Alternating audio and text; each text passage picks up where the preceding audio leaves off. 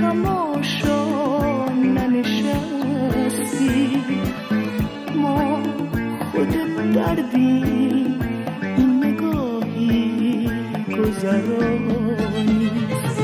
سفر چه تلخه در امتداد اندوه، حس کردن مرگ لحظه ویرانی کوه.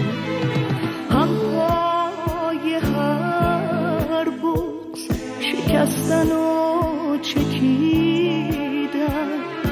از درد غربت بی صدا فریاد کشیدن.